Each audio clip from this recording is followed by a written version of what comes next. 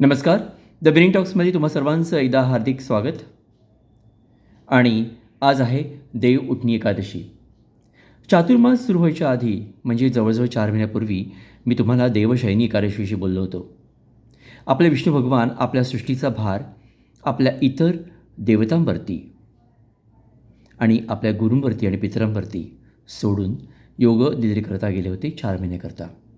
त्यावेळेला आपले पित्र गुरु शंकर भगवान, माता पार्वती, दुर्गादेवी, लक्ष्मी माता आणि श्री गणेश यांनी सृष्टीचा भार हा त्यांच्या नियमानुसार पाळला.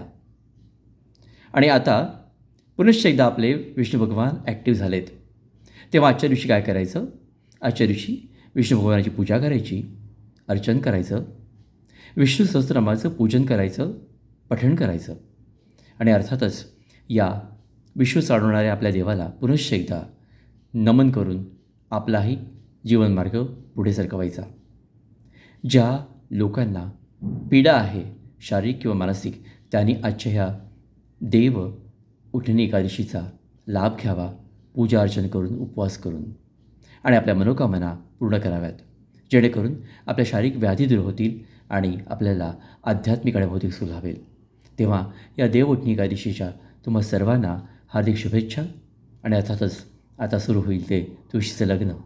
त्या विनिंग टॉक्समध्ये तुम्हा सर्वांचं पुनश्च एकदा स्वागत आणि नमस्कार. विनय पोद्दार.